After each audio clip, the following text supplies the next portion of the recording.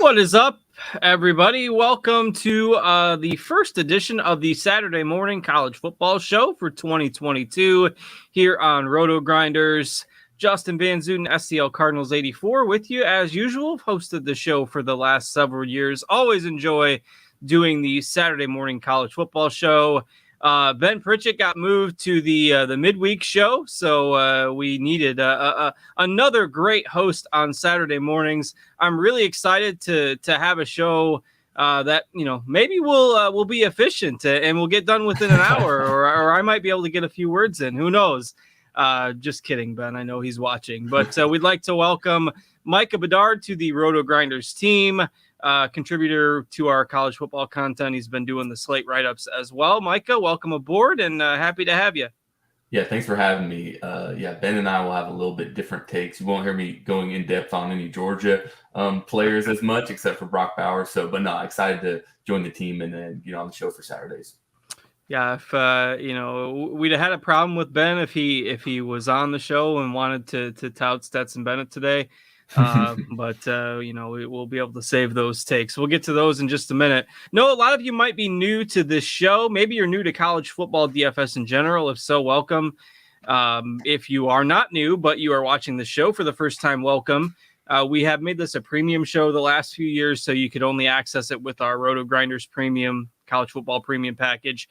We're making it free this year. So this show, Saturday mornings, you can watch live for free. We'll show off some of our tools, some of our premium features, but if you want access to all those, you'd have to sign up for the college football package over on RotoGrinders, and we think that plenty of value in the package, and a lot of it with college football is with the late breaking news. A lot of times we'll see that right up until lock on Saturdays into some of the afternoon games. We always try to post those updates in our Discord channel, college football channel there. Which, again, you can access with the premium membership. Of course, you can get Micah's slate write-ups that I just mentioned. We've got expert value rankings. We've got expert surveys. Lots of stuff in that premium package to help keep you covered. And frankly, for the better part of the last 8 or 9 years, I think RotoGrinders has been pretty well ahead of the game in terms of our college football content team. So check out that premium package if you want access to all the tools, but you'll be able to watch this Saturday morning show for free. At 10:30 Eastern. We'll go till around 11:30 Eastern or so, depending on how long it takes us to get through everything, to give us some time to finalize our own lineups as well in the last 30 minutes leading up to lock. And then again, stay tuned to the Discord channel if you're a premium subscriber for those news and injury updates. And really not too much. It's the first week of the season. We'll see a lot more injury issues later in the year, but we do have a couple of situations today. The first came through this morning. Rutgers is going to be without several players today, including 3 or at least 2 of their top skill position players. Their starting quarterback, their top running back, and Aaron Young. They're expected to use a multi-quarterback rotation. Basically, you should be staying far away from Rutgers today. That's the situation there. And the other big situation is with Josh Downs, of course, perhaps the best wide receiver in college football. A game-time decision for North Carolina. The good news is that game does start right at lock, and it does seem like they are warming up now, and so we should know shortly. I know, Micah, you just posted an update in the Discord about that. So the latest on Downs from what you can see, and maybe any other situations you might be monitoring in general for news this morning. Yeah, I think Downs is a key. I just saw a tweet, they're out there for warm-ups and Downs is not out there with the receivers. And North Carolina was already a situation where I don't like them as much going into App State. Their offense was good last week, but they played Florida A&M. So if Downs is out, I'm probably off of UNC just as a whole. Like you said, there aren't too many situations to monitor. One is the last game of the slate, BYU. Obviously, they're in a good spot against UCF. That defense was just pathetic last year. Some people have talked about Gunnar Romney and Puka Nacua not necessarily being able to play. Kalani Sitake, the head coach, hasn't given you a clear answer. Luckily, that game is, it is the last game, but hopefully you can have some swaps. So that's one thing to look for as well. But yeah, the main thing, Rutgers, like you said, I'm not running to play any Rutgers value just because they were. I didn't have any of those guys in my pool to begin with. But yeah, if Downs is out, that basically mucks up UNC a lot. And I don't think there's one guy you can say, oh, this guy's going to get a bunch of targets because Downs is out. I think that just takes that offense down a notch. So we'll have to see if he actually comes out for warmups. Yeah, somebody posted a picture of him basically still in street clothes in the end zone. Looks more towards the doubtful side to me, but if we see anything definitive, we will pass it along. I know people will ask about potential swaps there for UNC if Downs is out. I think we were kind of working on maybe removing him from our projections or at least keeping a close eye on it. Blackwell at 4K on DraftKings would seem to be the target. But like you said, if you decide you want to be off North Carolina, that's not exactly an easy spot. And we do have a big slate today, lots of games. So it's not like we have a shortage of spots. It's also tough to price this first week. So we are going to have plenty of value. So we kind of go through this position by position. We'll go through it with a DraftKings focus, and then maybe at the end of the show, if we have time, we can touch on FanDuel. FanDuel's main slate does include some of the later night games that would encompass that late night slate on DraftKings as well. So usually we maybe try to reserve a few minutes for that at the end of the show. But let's start at quarterback today. Plenty of high upside options. There's a lot on the night slate as well. I mentioned Stetson Bennett as a joke at the beginning of the show. For some reason, he's the most expensive quarterback on DraftKings. You probably don't want to play him because we have quite a few other high upside options and some dual threat guys with the DTR kind of the top of that dual threat list. Tagovailoa with a Maryland offense that should be very, very good this year. You've got Dylan Gabriel as well. So which of these quarterbacks on the high end are you trying to prioritize today? Yeah, I mean, I think Baby Tua has, Tua Tagovailoa.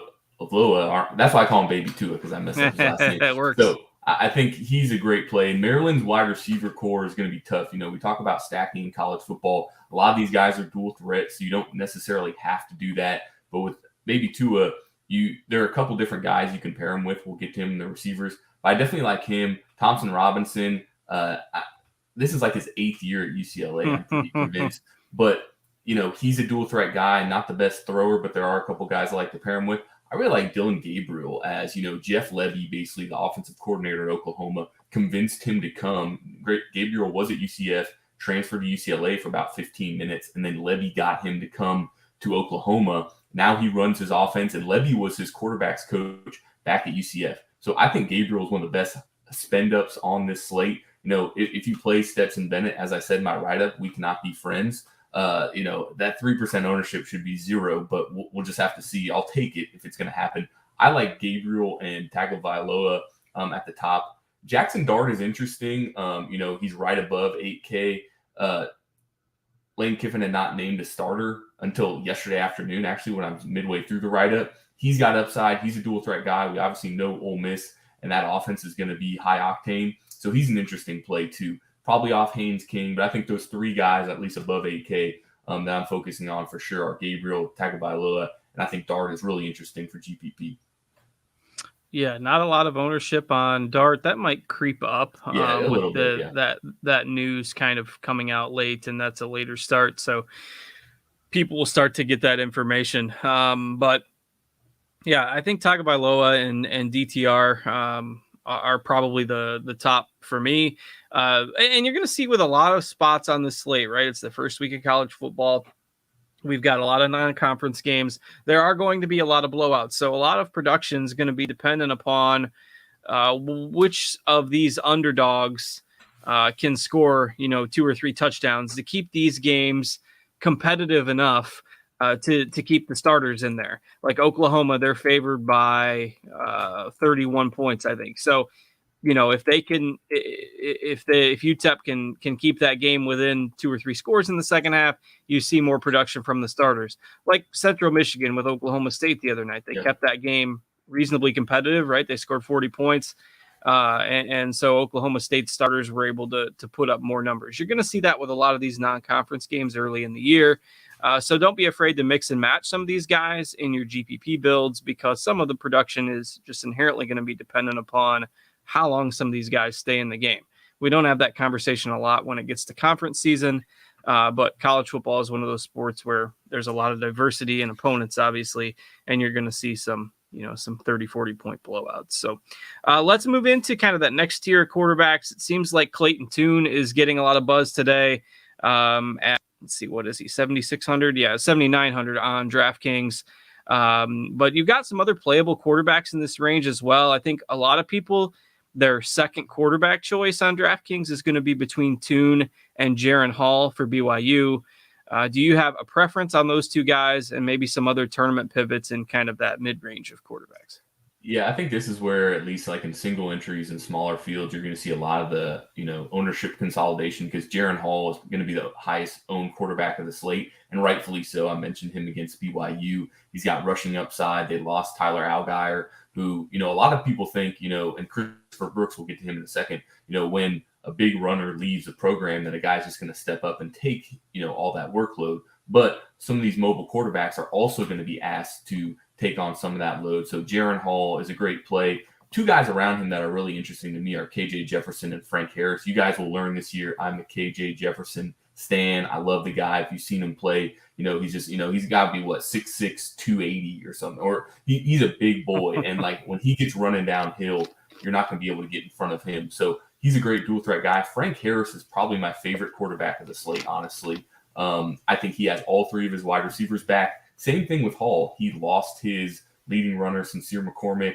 He's a dual threat guy. They're playing at home. They're probably going to be trailing. I think that's the highest total close spread game of the slate. I really like Frank Harris as well. Clayton Tune, if you're going to play Clayton Tune, you need to pair him with Nathaniel Dell, because that's going to be, as we'll get to, the best wide receiver, I think, on this slate. So this is a very intriguing range. You can play Hall and Tune. I think they'll be chalky, but you got a lot of pivots there, I think, in Jefferson and Harris. How much do you think Hall's rushing production goes up this year with their offense? I mean, I think it goes up a good bit. Not to say Christopher Brooks isn't going to be a good play, but I think Hall is going to have to take a lot more onus. He's got another year in the system. I mean, I think a lot towards the goal line, especially, it was just like, okay, you get 1st and 7 with Allgeier. He's getting 4 carries. I think now that changes the game, and you might see Hall move on his feet more. So I think not only from a rushing yard upside, but a rushing red zone upside, Hall's got a lot of that in today's slate. All right. Thoughts on potentially using a cheap quarterback? You certainly don't need to go below 7K at QB. I've seen some people, and I know you're kind of off of Cade McNamara as well. I'm not a McNamara guy either. Don't really love that. I think Holton Ahlers is my kind of preferred YOLO play at the lower end of this range. This is an offense that can put up some points. I love home, not the blowout underdogs, but you got a lot of home underdogs today that you're going to see, obviously, a raucous atmosphere. Teams like Syracuse and Florida later on. And the early slate would be East Carolina. I think they can give NC State a game today. And Ahlers is obviously a guy that's, he's been around and has put up some numbers. So Jurkevic for BC is the other guy that I've seen some people talking about. Anyone on the cheap that maybe you feel comfortable with today? Well, definitely not Bo Nix. I talked about him as well. He's trolling me going to Oregon, so I'm not going to play Bo Nix for sure. But yeah, I mean, you mentioned ECU. I think if you had to pick, a double-digit underdog who's live, it's ECU. I mean, I've got them plus 12.5. You can get them 11.5 depending on the line. Mike Houston's done a great job at ECU. And the question you have to ask yourself, NC State's got a ton of hype coming into this year. They return a lot of guys, but they didn't really beat anybody last year. I mean, it's like they won all the games they were supposed to. They lost to Wake Forest. They lost to Miami. So do you really think NC State is that good? I think ECU covers. I'm with you. I like Ahlers a lot. Braxton Burmeister is an interesting play for San Diego State, as Arizona is terrible, and he's a dual threat guy coming in from Virginia Tech.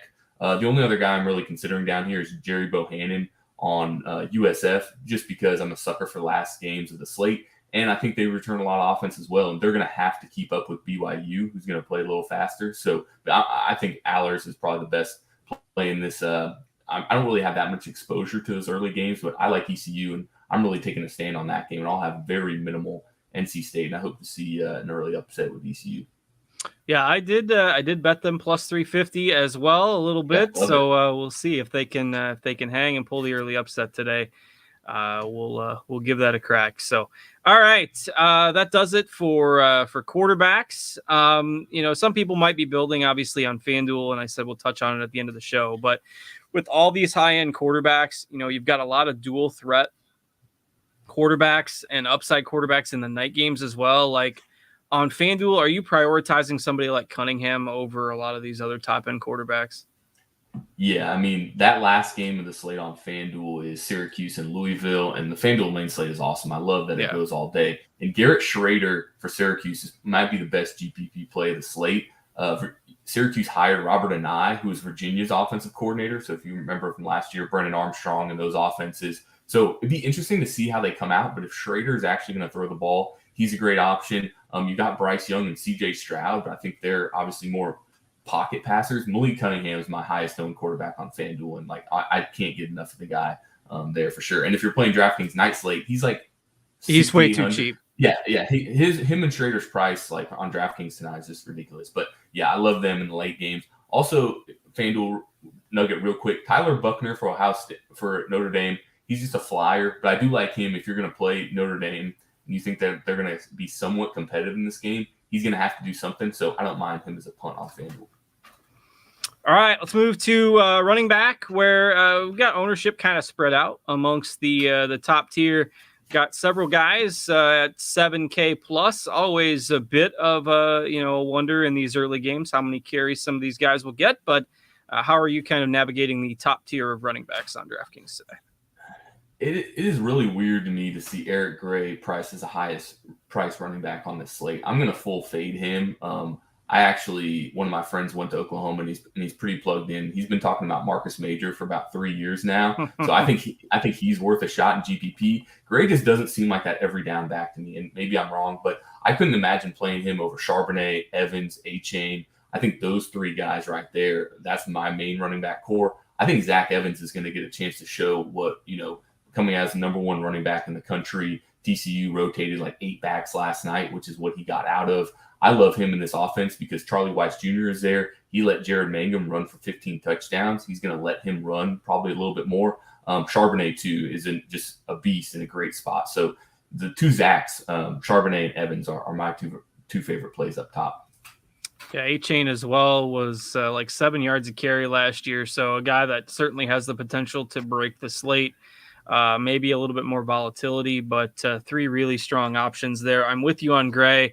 I just don't trust the usage, particularly at that price, to warrant, until we kind of see how that plays out in some competitive games. In a blowout, yeah. It's just it's too much of a worry for me to want to trust him at 8,100. So you're really not going wrong with any of those other guys. Probably Corum, Evan, Charbonnet, A-Chain. All good options because there's a little bit of a dead zone right below them. Like in the 6Ks, there's just not a lot to love. Major, who you mentioned, you can maybe take a shot on in some GPPs, but you got some tough matchups in here. I suppose like Raheem Sanders will be the next guy people are talking about. I don't really have a strong take on him. How confident are you in Sanders today? And you saw it with the Arkansas backfield last year. Like, you can play Raheem Sanders. He could get 80 yards, and KJ Jefferson could score 3 touchdowns. So there's always that risk with a Sanders. So I'm not playing Sanders and Jefferson in the same lineup just because they're going to eat away at each other. I don't mind him, but like I said, if I played Raheem Sanders, I wouldn't play KJ Jefferson. But Dominique Johnson is out today, so he'll probably get a good bit, but they do rotate. Then Christopher Brooks is right there. We talked about with BYU, the Cal transfer. I think early in the season, you can kind of get some leverage when people just say, oh, Tyler Allgeier dominated last year. Brooks should step right in. Not to say he's not going to, but Tyler Allgeier was a great running back. I don't know how good of a running back Christopher Brooks is. He wasn't dominant at Cal. He had 600 yards, but I think that's kind of a spot in GPPs where you see some ownership around him. That's why I'm willing to take shots. Keaton Mitchell is also a great GPP play, I think. He's going to rotate some for ECU. And once again, you see these guys, Marcus Major, I talked about. He's going to be probably 1% owned. You don't have to have a ton of him. You can have 5% and be 5 times the field. So this is an interesting range where it's not really anything to like. You just have to hold your nose and kind of play. But Brooks is going to be, he might be the most popular guy in this range for sure. Yeah, and people are going to ask, like, if you can play Hall and Brooks together, which I think maybe in cash games is fine. In GPPs, I like to kind of take a stand, and the chances of both of them getting enough production to have the upside that you're going to need to win a GPP, probably minimal. So maybe take a stand. You can keep them both in your GPP pool, but maybe not necessarily play them within the same lineup. All right, let's kind of move down into the other mid-range and value running backs. We get to the 5K range. Looks like Henry has one of the better projections there for Houston. And I'm going to sort. So another tool that you can see in our lineup HQ. Again, for those of you who are watching on the free stream and might not be premium subscribers, we can sort by projected ownership here, which will show us kind of the highest owned running backs. We can sort by point per dollar projections. I'll leave it on the projected ownership for now, where it looks like in terms of the value range, we've got Christopher Brooks, who we just mentioned, at 6,100. Donovan Edwards at 5K for Michigan. We know Michigan loves to run the football. Corum is going to be their number one guy, but again, game could get out of hand. Edwards is probably going to get plenty of touches as well. Katoa for BYU could get some touches. And then what seems like the biggest misprice, at least on DraftKings at the position, is Hampton for UNC, who had a very good game. Remember, they're one of the few teams playing this week that also played last week. Hampton had a good game last week, and he's the stone minimum 3K on DraftKings. So those are some of the guys that we project as the better values. Any of those guys that you like, or maybe some others that you want to throw in there for value at running back? Yeah, it's funny. Last year, you basically had the same running back situation, just two different guys. You had Haskins as your every down back, and then you had Corum as your scat back. Now you have Corum coming into the Haskins role, and you have Edwards coming into Corum's role. I love Edwards, and I love playing Corum last year. Edwards lined up in the slot. I think he's not going to take just all of his snaps at running back, so he's spread out there. I think he's a great play. Omari and Hampton, like you said, he's definitely mispriced. He should not be 3K on FanDuel. He's 8.7K. I do question the upside there. Like, I don't think you really need to play him. If this was a slate like mid-year where pricing was efficient and you had a 3K starting running back, you just plug him and go. But you really don't need to play him. So I'll have some exposure, but like I think the chances of him breaking the slate at $3,000, he wasn't going up against Alabama last week that he did against Florida A&M. So I think I'm not going to fully fade him because I do like the salary helping it gives you. Lupini Katoa, I'm probably off of a little bit. I mean, he didn't have double-digit fantasy points all last year. If you think he gets kind of more of a timeshare, that's one thing, but he's an interesting guy at running back too. But I would not play – I've been going back and forth. I still wouldn't play Edwards and Corum in the same lineup unless you just think that all 45 points come from those two, which I think is very unlikely. But I like Edwards. I think Edwards is probably my favorite, value running back on the slate for sure. All right. Anybody else that we haven't touched on that you think is interesting, or should we move to wide receiver? Yeah, just a couple guys. Roman Hemby won the starting job for Maryland. He's 4K. I think he's worth a look in GPPs because Maryland does throw to their running backs a little bit. So he's a good punt option. Cameron Peoples on App State. I'm on him a little bit. I think he's a little too cheap. But, yeah, we covered basically everybody else. Pat Garwo isn't a bad play. I think a lot of people not a lot of people, but I think if you play some from BC, it's probably Jerkovich and Flowers. But Garwo got a ton of carries. So I don't mind him as well. He's kind of in that weird 6K range, but I think we covered everybody else. Yeah. All right. Looks like we did get confirmation a little bit ago that Downs is out. Yep. It's been dwarfed in the Discord by discussion of Iowa running backs, which is irrelevant to this slate purposes. And you could largely argue that Iowa is always irrelevant. That's an Illinois guy talking here. Sorry. Not that the Midwest football banter is anything close to the SEC football banter, and Illinois fans really can't gripe. But I'm an NIU guy, and they're 1-0. So and close one the other night. It was closer than they did. They were favored by 35 against Eastern, and only won by 2. So it actually might end up being a 7-point game by the time it was all said and done. But who knows? That doesn't bode super well, but it is. They play in the MAC, so you never know. Yeah. All right, let's move to wideout. So with Downs being out, basically everybody who's paying up at wide receiver, that exposure is going to go to other options. And your other top 2 options are Nathaniel Dell, who you touched on briefly a little bit ago, and Marvin Mims, who has done nothing in 60 years of college football himself, but disappoint us whenever he's been popular. So Dell really feels like the obvious play. I have no idea what to do with Mims. Like, chalk Mims never feels great. So I prefer Dell. I know you want to talk about Bowers as well. So your thoughts on some of these high-end receivers? Yeah, Mims is the biggest question mark of the Yeah. slate because you've seen with him, and you can't. Obviously, it's just something as a DFS player you get in the back of your head. It's like, I don't want to play Mims when he's chalk. And I mean, you never do. But I mean, he's running the slot in a Jeff Lebby offense who's in Oklahoma, which I mentioned. I don't know if he's even my favorite receiver here. I like Jaleel Farouk, who's way cheaper than him at 4K. So Mims, he's a guy you don't want to be underweight on, right? I want to have some of him because if he catches, his line could be 3 for 150 and 2 scores, and you need him. But other than that, I think he's going to get a little more volume in the slot. But if you look at a guy like in college football, you're looking at receivers, every week you want to try and get as many targets as you can. And Nathaniel Dell is a target monster. I think he had 147 last year, the closest guy on Houston at 50. So he's going to get upwards of 15 targets. UTSA can try to shadow him, but he was just, impossible to cover last year. I think he's a great play. Now that Downs is out, I think that shifts some ownership down to him, but I'm still fine eating the chalk there. Brock Bowers, that 4% ownership, you got to love it. He makes Stetson Bennett look like a competent quarterback. So him being like having 10% of him, Zachary Franklin's a good play, I think, for UTSA as well. Ania Smith is okay. I think, once again, with Texas A&M, I wouldn't play too many of those guys because it's going to be such a limited window that those guys are going to play. So they have to, go off in the first half probably. But I think Dell is my main target here for sure. He'll probably be the highest owned wide receiver now that Downs is out. But I mean, I'll just eat the chalk and move on.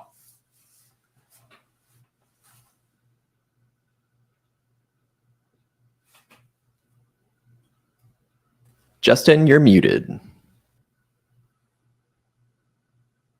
All right, sorry. Went to mute there for a second somehow. I'm not sure why that happens, but occasionally seems to happen about once a show now. We're back.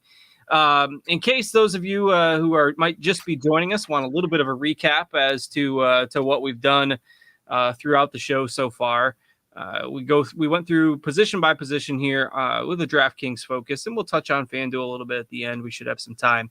But I did see somebody in the YouTube chat asking about quarterbacks, and DTR, Dylan Gabriel, and Tagovailoa are kind of your 3 highest end plays. Our projections like Tagovailoa the best, and if that game stays close, it's tough to see him not putting up big numbers. If you're looking just a little bit cheaper, Clayton Tune and obviously the combo with Dell for Houston makes a lot of sense. And then you can go, if you're going to go maybe a little cheaper yet, KJ Jefferson is a guy that Micah likes as a tournament play. Jaron Hall is probably your option that grades out the best on a safety basis. And then it's probably not super wise to bank on going below 7K at quarterback on DraftKings. So that was kind of our summary there. Running backs, you've got a lot of top end plays, Charbonnet, Evans, A-Chain, Corum, that are viable options. The mid-range and value targets, guys like Donovan Edwards and Omarion Hampton at 3K on DraftKings are going to be the most popular values, and we're just kind of getting into the wide receivers now. If you have questions, if you're a premium subscriber, you can get into the college football channel, the RotoGrinders Discord channel, rotogrinders.com/Discord, and there is a CFB chat. We've got plenty of people in there answering questions, and we can throw some out live here on the show as well.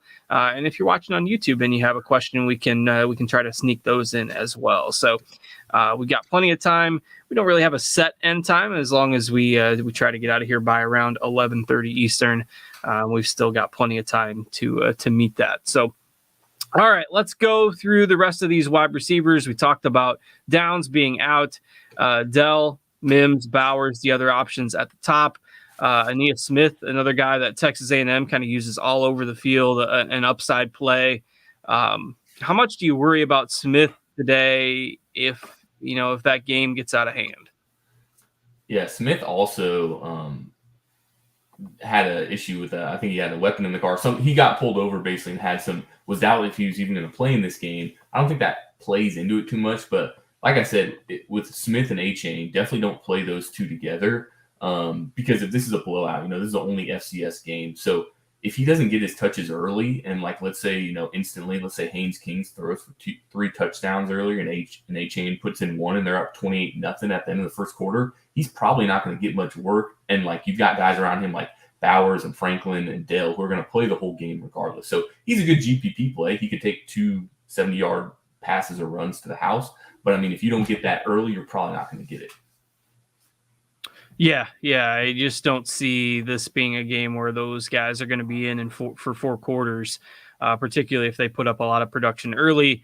You're going to see their touches fade in the second half. So, all right, that's the high end of wide receivers. We do have some interesting options in the 6Ks as well. But before we kind of go through the price ranges, I think this is going to be a common question that a lot of people have. So let's talk about Maryland's receivers just by themselves here for a second, because we've got known commodities here. We've got guys that are coming back, guys that we've seen last year. And then we've also got Jacob Copeland in the mix now for Maryland.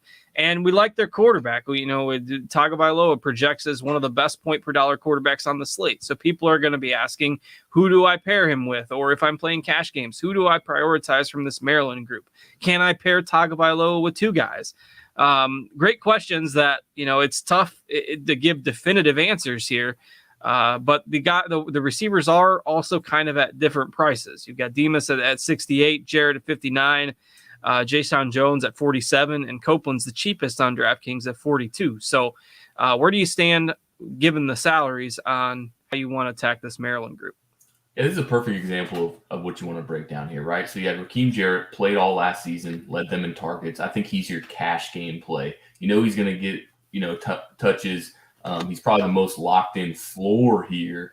Demuse and Jones both were out last season with injury, so you could say that's why he got a lot of that works. And then Jacob Copeland was your leader at Florida last year in receptions. He's 4.2K. So I'm glad you brought it up because it made me make a group in lineup HQ, which you can also do. Which when I'm building GPP lineups, like I have, I think 34 groups right now, because that can say, hey, I don't want to play Jacob Copeland and Jason Jones in a lineup.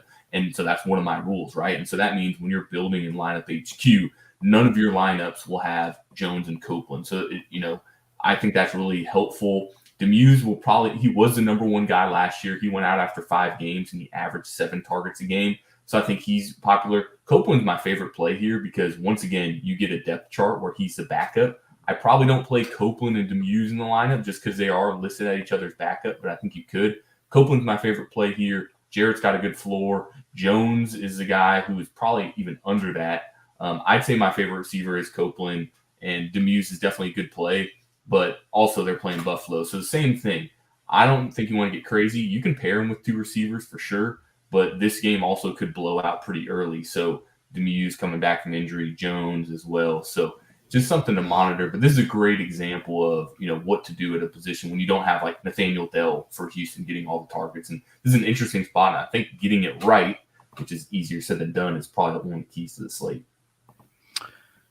Yeah, for sure. And I think you mix and match these guys like you mentioned, and you can get the right combo maybe of 2 guys that both go for 100 yards and get a couple touchdowns, and you could be on your way today. So I am in agreement, and you can see with our tags here in our lineup HQ, my tags are the little red ones, and I have tagged Copeland as well. So I'm in agreement with you that I think particularly on DraftKings at that price, Copeland is my favorite to target in tournaments. All right, let's go back through kind of the rest of the wide receiver group here today. With all the teams included, I might have to refresh here. It looks like my lineup HQ got stuck. But once we get past that kind of 7K group of top-end receivers, who are some of the mid-range guys that you're looking at a little bit today? Yeah, probably the highest owned receiver of the slate, at least outside of Dell, is going to be Tyron Smith for UTEP.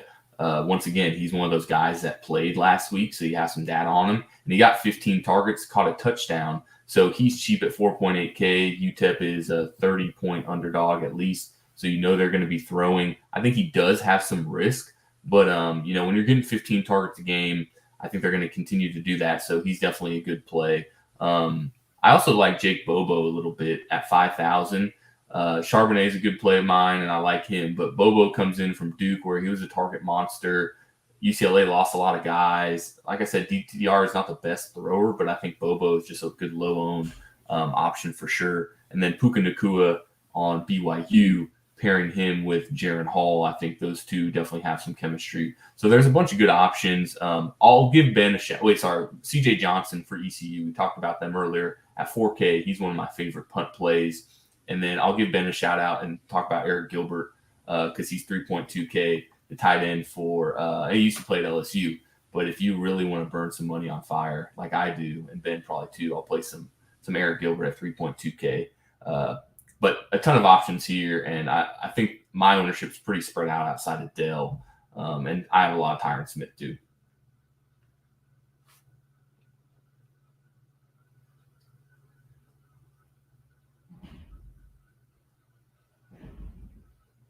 Justin, you're muted again. I'm in agreement with you on ECU. I think Johnson, we both kind of like them as a trendy upset pick today.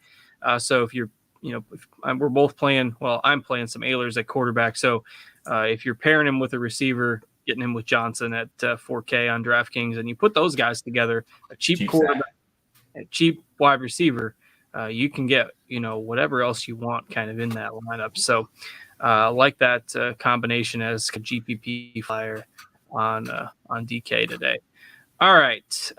We do have a little bit of time. So I mentioned questions. We'll take some of those in the Discord chat, in the YouTube chat, if you have questions.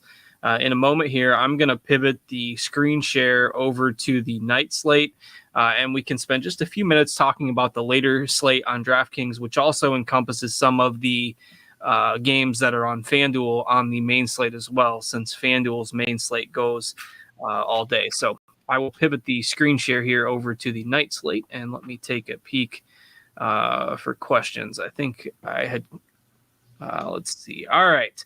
Achilles has a question. Better cash game play at quarterback on DraftKings. So, and this is a nice example of how much you want to value like the dual threat ability. So cash game on DraftKings, would you play Tagovailoa or DTR? I probably play Tagovailoa. I think he's got a lot. I mean, it's definitely possible that Charbonnet just like gets all the scores early for UCLA. I'd say Baby 2 is probably my choice there. Yeah, I don't think you're doing it wrong either way, but I do like Maryland a lot today. And if you're worried about who you want to target as far as their receivers go, particularly in cash games, just play the quarterback. I mean, it's not like you have to play one of the receivers, especially if you're playing the quarterback, concentrate all that production, and then you can just mix and match the receivers in your GPP builds. I think that's a fine way to go today. All right. FanDuel cash from NBA DFS, Schrader or Tune on FanDuel? I like Schrader. I think he's got a very low floor, very high floor. Sorry. I like Schrader over Tune. Yeah, really interesting to see kind of how that offense plays out. Like, what do you think? What do you think this does with Schrader back there? What do you think this does with Tucker?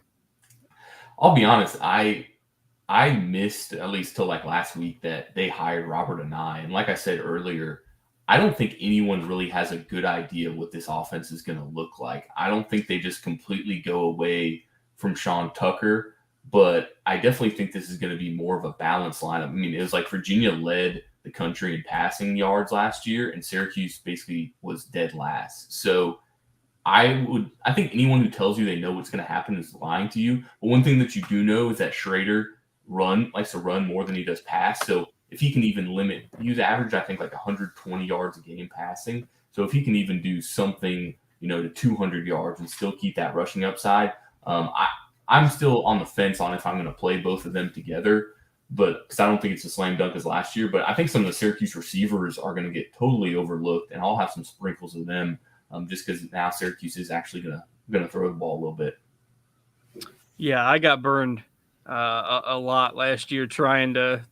Yeah, they got cheaper and cheaper. It's like, okay, we're going to play these Syracuse wide receivers. Hopefully it works out a little better this year. All right, Big Show Brandon wants to know which Michigan running back should we prioritize on DraftKings? I mean, I'd say Donovan Edwards just because of the price. I mean, I think both of them are good options, but you get a $2,200 savings on Edwards, and I think he probably plays more than Corum. I will say this, though. I think Colorado State, I'm not going to bet it, but I think they have a decent chance to cover. Michigan lost. I mean, you lose Aiden Hutchinson and Ajabo on the outside. They lost a lot on this defense. So I wouldn't be surprised to see Colorado State semi hang around, which is kind of what you want if you want Edwards to stay. But Corum also was banged up last year. I think Edwards gets a ton of work here, so he's definitely my preferred option on DraftKings out of Corum. But both are good. All right. Let's see. FTW 650. Any love for the UTSA receivers? Did you briefly mention that? Yeah, I mean, all three of them are back. I mean, I think from a price standpoint, let me look at them real quick. I know Zahari Franklin is 7.5K, DeCorian Clark's 4.7K, and Joshua Cephas is 5.5K. I think they all had over 70 targets last year. I probably like Clark a little bit better just because he is so much cheaper. But I think Franklin had like 12 touchdowns last year. But once again, that's a spot that's pretty defined. I think all three of those guys, I mean, the closest guy to them had 23 targets. So I think all three of those guys are in play. If you need, I think Cephas is kind of in a weird spot. I think he goes under owned, so I like him in GPPs. But I don't think you have to pair Harris with a receiver if you don't want to. Just because he could spread it out between those three. But I think all three of those guys are fine. I probably like Franklin the best because he's right around Tune, so you're going to have to pay up for him a little bit. All right, Carolina guy asking for a dart throw wide receiver on FanDuel under 5K. There is plenty of value on FanDuel. Tyler Hudson is going to grade out the best at 4K. I kind of like Caleb Ducking a little bit at 4,100. You never know where the are going to go for Mississippi State. But I kind of like him, especially in GPPs. I think he's my favorite at 4,100. We have had a couple questions. One guy asking about 4K or less receiver on DraftKings, and one person asking about 3,100 or less wide receiver on DraftKings. So I don't know. At 3,100, it's pretty tight. But are there any absolute punts below Tyron that you like on DK? So he's a punt for sure because all he really did was run like wind sprints. And his stat line at UNC last year was one catch for 75 yards and a touchdown. But if you want to play someone absolute min price, Khafre Brown for USF, obviously you have to trust Gary Bohannon to throw him the ball. But like if you have to punt at wide receiver, Khafre Brown, I'm actually thinking about playing him in my main lineup, which is kind of crazy. But if you need a punt at 3K in the last game of the slate, no one's going to own him. I mean, he might be a little bit owned, but yeah, if you're looking for a punt below 3.1K, I think that's your guy. Aju at 3.9K. But I mean, I don't think I have anyone in my pool below 3.9K except for Khafre Brown and Deshaun Stoudemire from Troy and then Eric Gilbert. So, and I'm not going to play much of either of them, but Khafre Brown is a dart throw for sure if you want to play him. All right, BHB DK cash question, Dell or Charbonnet? That's tough. I'd say Dell. I mean, I think Dell is just, I mean, it's a closer spread. Once again, Charbonnet could just get hit with touchdown variance and DTR could run in a couple. So I think from cash, you want to get your floor plays and be like, okay, if this guy hits his absolute floor, what is it? And I think Nathaniel Dell's floor in this game is probably 5 for 50 in a touchdown. And I think that's probably even a little conservative. So I like Dell. And that brings up another point. Bates is asking in FanDuel cash, Smith and Jigba or Dell. So at that point, I mean, you still like Dell over Smith and Jigba, or is that where you get the Ohio State the edge? Yeah, so that's, I mean, we talked about it before. Literally, if you were playing FanDuel this week, you can build whatever lineup you want. I think in order to start getting some more exposure to some of my guys, I had to start making the salary in the lineup builder to like 2.5K or less. Man, that's tough between them. I lean Dell a little bit just because JSN does have, Marvin Harrison Jr. and Julian Fleming around him. Like, I don't think there are that many options that can take away Dell's upside. I mean, Smith and Jigba, you've got Travion Henderson to deal with. CJ Stroud probably isn't going to run, but I think that's a really good question. But I'd probably still lean Dell. That is really close. I'd probably lean the other way. I know that's probably not a help for you there, Bates, but I mean, you're not doing it wrong either way. All right. And then Jay Pintar is also asking Farouk or CJ Johnson on DraftKings, both reasonable punts. I prefer Johnson, but you can use both of them. All right. Let's talk about these night games a little bit. I pulled up the DraftKings night slate here on the screen share. And obviously we've talked about, some of these guys just in general. But I mean, you have to scroll down past like 5 or 6 quarterbacks before you get to Malik Cunningham on DraftKings, which that's just a misprice. We've talked about Schrader a little bit as well. I mean, that game just profiles as a late night shootout.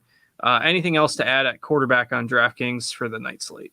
I will say that the night slate is loaded at quarterback, but like there is zero excuse for Tanner Mordecai to be higher price than Malik Cunningham at 7.2K. That's why I do think it does make it more of a decision because there are so many good guys. But I mean, what's Schrader's price? It's like 6,800 or something. Yeah. I think it's pretty low. Like him and Cunningham, and then you can fit in whatever you want. So Schrader's 5,600. Okay, yeah.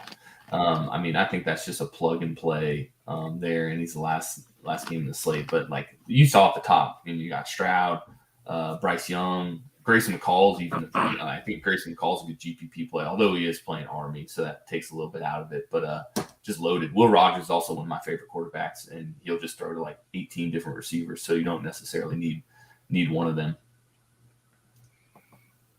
All right, we move to the running backs, and you can definitely spend on one guy here. We talked about Tucker earlier. You've got Gibbs probably taking over for Alabama, but blowout concerns there. I think the safety is just with TreVeyon Henderson because that game is going to be competitive, and he's probably going to get the touches. So I like Henderson at the top. Certainly not going wrong with the other guys, but where do you stand on Gibbs? Yeah, Gibbs is just the question mark on how much work he's going to give. Although I do think Utah State puts up. I mean, Utah State isn't like New Mexico State. I mean, I don't think they were impressive last week, but I do think they at least maybe semi-stay in it. And by in it, I mean within like 30 points. TreVeyon Henderson's my favorite play. I have a ton of him on Fanduel tonight. I think just against Notre Dame, everyone's going to be on the passing game, and Henderson, he won't be unowned by any means, but I think he's good. Tucker, like I said, if he's going to be more popular than Schrader, it's kind of interesting to see how they go. But, I mean, you can, once again, with this pricing, kind of build whatever you want. But I think Gibbs goes a little bit under-owned just because it's so easy to get to, like, Tucker and Henderson. Yeah, I agree. Henderson is my guy as well, but don't mind mixing and matching those guys in GPPs. If you're looking for value, Smoke for Kentucky is grading out the best in our projections in terms of a point per dollar basis. I slightly prefer Tavion Thomas for Utah, just in terms of safety and how competitive that game should be. That should be one of the closer games of the day. So I like Thomas. Any other value running backs you want to pass along? Yeah, Jaquavius Marks isn't really a running back. He's listed as a running back, but I mean, in a Mississippi State offense, like you're just going to get, I think he got like 80 some targets last year, but I like Marks all the time. And then, yeah, Smoke is a good option just because Chris Rodriguez is out. So I think those would be as low as I can go because I don't think you really need to punt anywhere when you can play at least one of those low price quarterbacks and kind of fit in whatever you want. All right.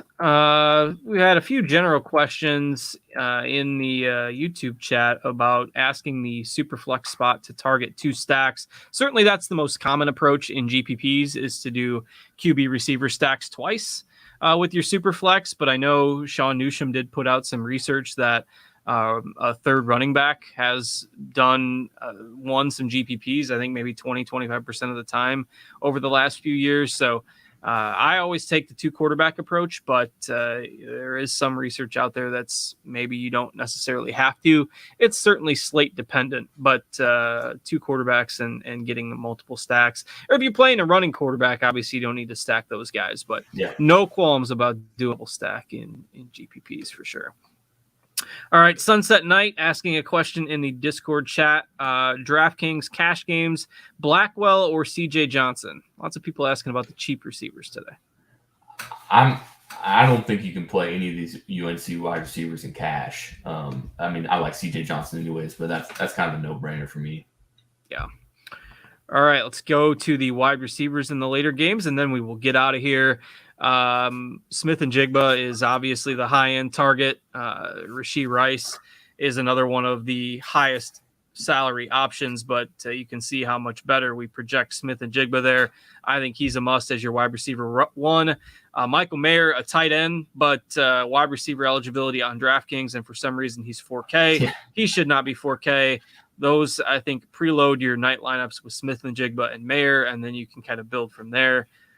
Your thoughts on the pass catchers on the night games? Yeah, this I hadn't looked at it till this morning because basically I'll play some FanDuel, some DraftKings night slate, but I mean the pricing I look back to the FanDuel because FanDuel's main slate includes these games, and Michael Mayer being 4,000 is just kind of ridiculous there. And I believe, he's priced appropriately on FanDuel, right? From what I remember. FanDuel, he's like 6.8K, yeah. So I mean that's still pretty. I mean, I think that's still. I always like use a 2,200 rule. Like you get 8,300 on FanDuel, 6,100 on DraftKings. I'm pretty sure. So like he's only 4.8K, but I mean he's going to get a point per reception. He's going to be Buckner's safety valve who's going to go to all the time. So Tavion Robinson, man, I'm kind of different on him. Like he's like the perfect last year. Wan'Dale Robinson came in and is a stud and like was just getting held back in Nebraska's offense, and then he just exploded. I think a lot of people think Tavion Robinson is going to do that.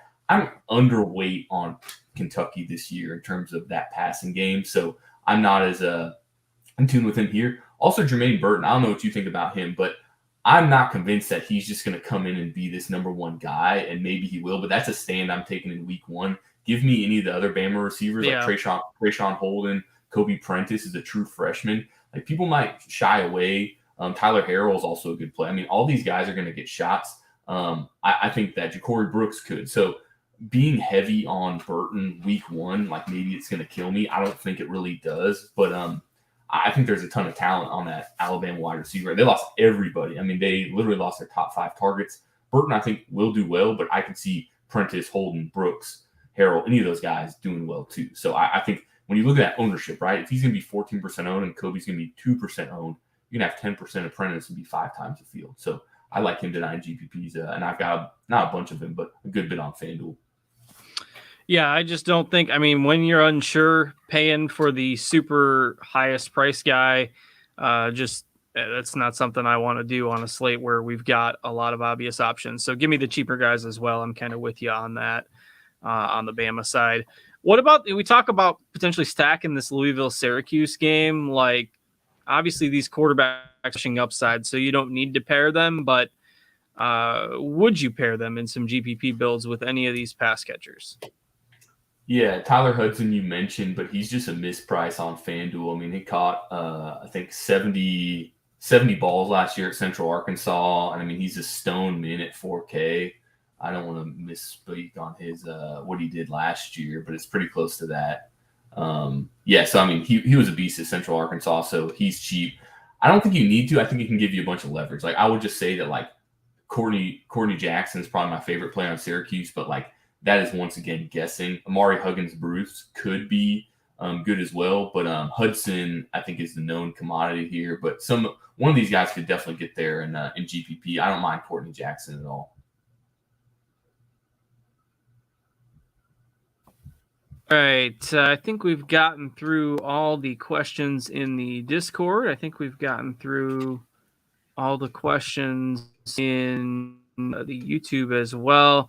Had mentioned that third running back versus second quarterback question with Superflex. And again, most people are going to play 2 QBs, but slate dependent. And if you want to play an extra running back, if there's glaring misprices, certainly it can be a winning strategy with almost everyone using 2 QBs. All right, that's going to cover it. Very solid hour here. We've gotten through all of the analysis for the main slate and some analysis for the night slate as well. Again, get yourself a RotoGrinders premium subscription. Check out the Discord. Check out all our other tools. Check out Micah's article that breaks down the slate from a game-by-game perspective. Very good stuff there. And we'll be here every Saturday morning, same time, same place. Best of luck in the first full week of college football, everybody. Thanks to Micah for joining me. Thanks to Devin for producing behind the scenes. I am Justin. Enjoy your weekend, and we will catch you back here next Saturday. Take care, everybody.